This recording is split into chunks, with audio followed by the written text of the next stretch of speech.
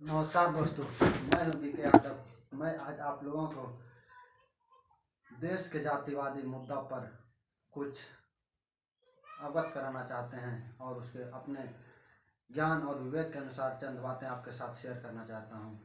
क्योंकि आज देश में जातिवादी सोच इतना हावी हो चुका है कि और आज ही का ये बात नहीं है, जब से मनुष्य का इस पृथ्वी पर उत्पत्ति हुए हैं तब से यह जातिवादी सोच उत्पन्न होते हैं। कोई भी जाति रहे, अपने आप में अपने अंतर आत्मा में सोच कर देखें। हर कोई कितनों भी एजुकेटेड रहे, कुछ भी प्रोफेसर रहे, डॉक्टर रहे, इंजीनियर रहे, नेता रहे, मुख्यमंत्री रहे, प्रधानमंत्री रहे, उसके अंदर में जातीय और सहजातीय के बारे में भी सोच है। जो जिस जाति से जिस ग्रुप से आते हैं उसका उस तरह से उधर अट्रैक्शन होता है। इसलिए जाति सबसे बड़ी मुद्दा है और यह कभी ख़त्म नहीं होगा। जितने ही एजुकेटेड देश है जैसे अमेरिका, कनाडा और फिर ब्रिटेन, जापान, जर्मनी, यूएसएसआर, ये सब बड़े बड़े देश जहाँ की जातिवादी वहाँ भी हावी है। और भारत के जिस तरह दो धारा में लोग है उसी तरह हर देश में ही इस तरह का सोच है। तो इस तरह इस सोच मान के चलें कि जाति और इस दो धारा की सोच विचारधारा आइडियोलॉजी कभी ख़त्म नहीं होगा। ये आइडियोलॉजी रहा है, रहेंगे और आजीवंत रहेंगे। लेकिन सबसे बड़ी बात यह है कि जो जिस ग्रुप में आप जन्म लिए हैं, यानी जहां आपका पैदाइश हुआ है, आप उस ग्रुप में उस आवाज़ को बुलंद करें और अपना अधिकार के लिए लड़ें।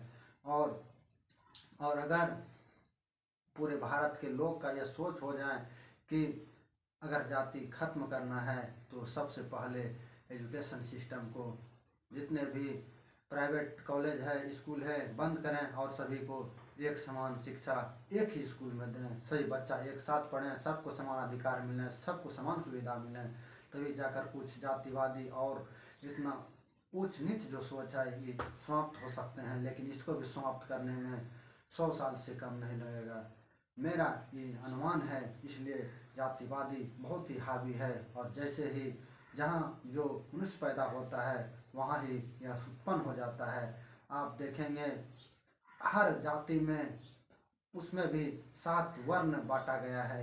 इसलिए जाति में जाति उपजाति हो गया है। इस तरह कभी जाति खत्म नहीं होगा।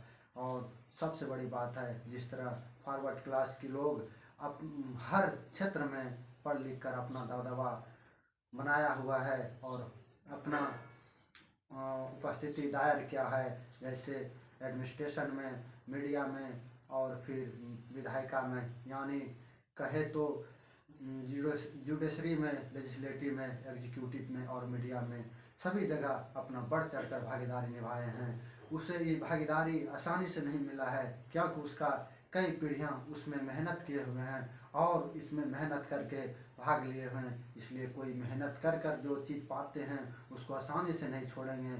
उसको कंप्लीट करने के लिए आपको भी कंसंट्रेट होकर पढ़ाई करना होगा और फिर उसको कंपटीशन को कंप्लीट करना होगा। एक ही रास्ता है एजुकेशन, ज्ञान। ज्ञान से ही किसी को आप पराजित कर सकते हैं और कोई दूसरा उपाय नहीं है। अगर आप उसको पराजित करना चाहते हैं तो सबसे पहले आप अच्छा एजुकेशन लें। और अगर आप एजुकेटेड हो जाएंगे तो आपको कोई किसी अधिकार से वंचित नहीं कर सकते हैं। आप जैसे देख सकते हैं कि जैसे उस समय में भी भीमराव अंबेडकर को अपना सूट बूट पहनकर वह पार्लियामेंट में जाते थे और अपना जो उसका सोच था उस सोच को बुलंद करते थे। इसी तरह जो भी जिस ग्रुप से थे, जो एजुकेटेड हो गए थे, उसके साथ भेदभाव कम होता था क्योंकि वह अधिकार को जान चुके थे और वह अपने जीवन के मुख्य धारा में जुड़ चुके थे। क्योंकि किस तरह जीना है और मनुष्य का नेचर कैसा है उसी तरह जीना है। आदमी को एक अच्छा खान पान, कपड़ा, मकान, एजुकेशन, ज्ञान, ये सब की ज़रूरत होता है और एजुकेशन होने के बाद ये सब चीज़ें कंप्लीट कर लेता है। सबसे पहले मेरा यही आग्रह है कि जो भी जिस ग्रुप से आदमी है, जो भी लेबर का काम क्यों न कर रहे हैं, वह गाय भैंस या क्यों न चरा रहे हैं, वह ठेला रिक्शा क्यों नहीं जोत रहे हैं, वो सब अपने अपने अगर कर रहे हैं तो इस वजह एक पीढ़ी तो नष्ट हो चुका है, लेकिन अब जो कर रहे हैं उससे पैसा कुछ अर्निंग कर कर आने वाला पीढ़ी को अच्छा एजुकेशन दें और उसको आगे बढ़ने में, देश के विकास में भागीदारी करने के लिए तैयार करें।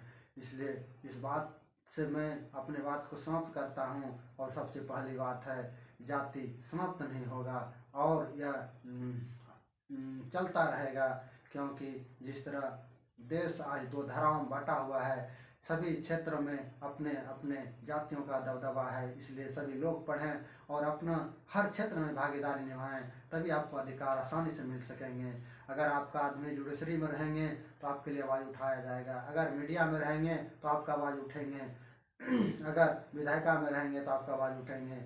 जहाँ आपका आदमी रहेंगे वहाँ आवाज़ आपको उठेगा, नहीं रहेगा तो आपकी आवाज़ उठेंगे लेकिन उतना जोर शोर से और तन मन से नहीं उठेगा। इसलिए पढ़ लिख कर हर क्षेत्र में अपना भागीदारी को निर्धारित करें और अपना अधिकार और समान अधिकार और अपना गरिमामय ज़िंदगी जीने के लिए सबसे पहले एजुकेशन अर्निंग करें।